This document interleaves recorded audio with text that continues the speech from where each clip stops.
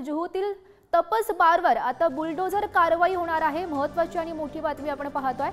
जुहूमधून ही महत्त्वाची बातमी। जुहूतील तपस बारवर आता बुलडोझर कारवाई होणार अशी माहिती सध्या समोर येते आहे। तर पुण्यामध्ये या संदर्भात माहिती देत आहेत आमचे प्रतिनिधी धनंजय दैवी सध्या आपल्या सोबत आहेत। धनंजय, महत्त्वाची बातमी आपण पाहतोय। जुहूतील तपस बारवर आता बुलडोझर कारवाई होणार असं समोर येत आहे। गौरी, मी सध्या त्याच ठिकाणी आहे ज्या ठिकाणी वरई हिट अँड रन प्रकरणातील आरोपींनी मद्यप्राशन केलं होतं।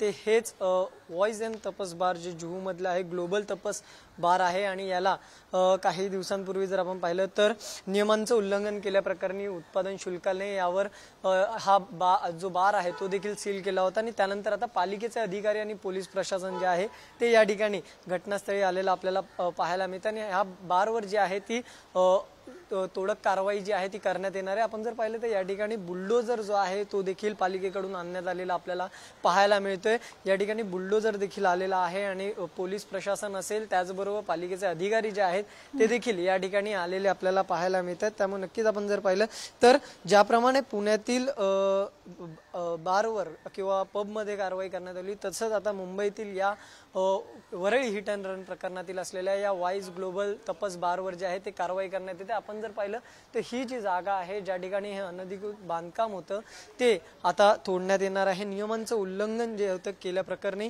यावर कारवाई जी आहे ती करण्यात आली होती। त्यामुळे याच ठिकाणी मित्रांसोबत या जुहूतील या वाईज ग्लोबल बारमध्ये पार्टी केली गेली होती आणि त्यानंतर या ठिकाणी आता तोडक कारवाई जी करण्यात येईल। आतमध्ये उत्पादन शुल्काने जे आहे हा बार सील केला होता, त्यामुळे आता उत्पादन शुल्काचे जी आहे ती परवानगी या ठिकाणी घेतली जाईल आणि त्यानंतर या ठिकाणी पोलीस प्रशासन जे आहे ते आतमध्ये जाईल।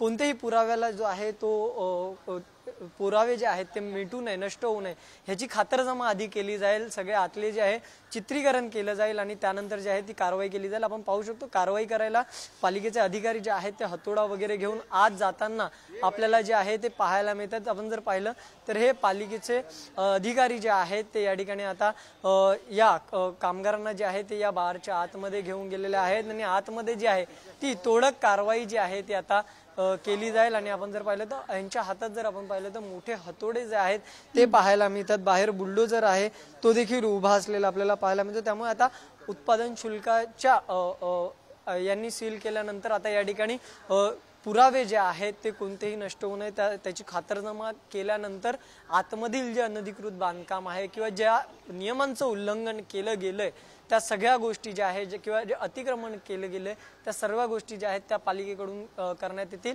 आणि आपण याआधी जर गौरी पाहिलं तर मुख्यमंत्री एकनाथ शिंदे यांनी देखील पुण्याच्या प्रकरणानंतर देखील आदेश दिले होते की ज्या ठिकाणी ज्या पब बारमध्ये अशा घटना घडतील त्या ठिकाणी नक्कीच कठोर कारवाई केली जावी आणि त्यानंतर पुण्यामध्येही तशाच प्रकारच्या कारवाया करण्यात आल्याने आता थेट आपण मुंबईतील वरई हिट अँड रनचं प्रकरण पाहिलं तर वरई हिट अँड रन प्रकरणातही एका महिलेला आपला यामध्ये जीव जो आहे तो गमवावा लागला आणि त्यानंतर आता या ठिकाणी जे आहे त्या पालिकेचे अधिकारी असतील, पोलीस प्रशासनाचा बंदोबस्त आहे आणि या ठिकाणी कारवाई जी आहे ती करण्यात येते। आपण जर पाहिलं तर आतल्या बाजूला जे आहे ते पोलीस प्रशासन पोहोचलेला आहे आणि त्या ठिकाणी आता जी आहे ती तोडक कारवाई ती आता करायला थोड्याच वेळात जी आहे ती सुरुवात केली जाईल। त्यामुळे नक्कीच आपण जर पाहिलं तर रविवारी झालेल्या या अपघातानंतर उत्पादन शुल्क जे आहे त्याच्या विभागाकडून जे आहे चौकशी सुरू होती आणि या सगळ्यामध्ये आता ऍक्शन मोडवर आलेला हा जो महत्त्वाचा दरवाजा आहे तो आता खोलण्यात येतो। आपण ही दृश्य जी आहे ती पाहू शकतो। या ठिकाणी उत्पादन शुल्काने जे सील केलं होतं ते सील खोलण्याचा या ठिकाणी जो आहे ते काम सध्या सुरू असलेलं आपल्याला पाहायला मिळते। या ठिकाणी ते सील जे करण्यात आलं होतं हॉटेलला त्याचा हा मुख्य प्रवेशद्वार होता आणि हा आता या ठिकाणी खोलला जात आहे। आपण जर पाहिलं तर हा सील जो आहे तो उघडण्यात आलेला आहे आणि आता या ठिकाणी पालिकेचे कर्मचारी आणि पोलीस प्रशासन जे आहे ते आतमध्ये जाऊन ही सगळे अतिक्रमण किंवा जे कारवाई आहे पुढची ती करण्यात येईल। आणि आपण पाहिलं तर आणि पुन्हा ही कारवाई झाल्यानंतर या ठिकाणी जे आहे ते हा संपूर्ण भाग जो आहे तो सील करण्यात येईल। आणि आपण जर पाहिलं तर या ठिकाणी जी घटना घडली वरळीची आणि त्यानंतर आता पोलीस प्रशासन असेल, सरकार असेल किंवा पालिका प्रशासन असेल ते आता ॲक्शन मोडवर असलेलं आपल्याला पाहायला मिळते। नक्कीच आपण जर पाहिलं तर आता या ठिकाणी या सगळ्या गोष्टी ज्या आहेत त्या आपण पाहू शकतो आणि सध्या ही कारवाई करण्यासाठी जे आहे ते या ठिकाणी सगळे प्रशासन जे आहे ते आपल्याला आलेलं आपल्याला पाहायला मिळते। एकंदरीत जर आपण पाहिलं तर हा चौकशीसाठी आणि नियमांचं उल्लंघन केलं यासाठी हा बार जो आहे तो सील करण्यात आला होता आणि त्यानंतर आता या ठिकाणी जे आहे कर्मचारी आत जाताना आपल्याला पाहायला मिळतात।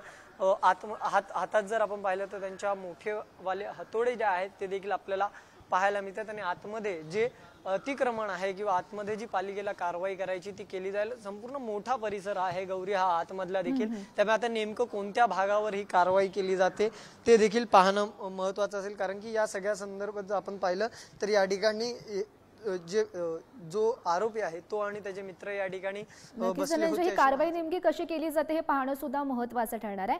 धन्यवाद दिलेल्या सविस्तर माहितीसाठी।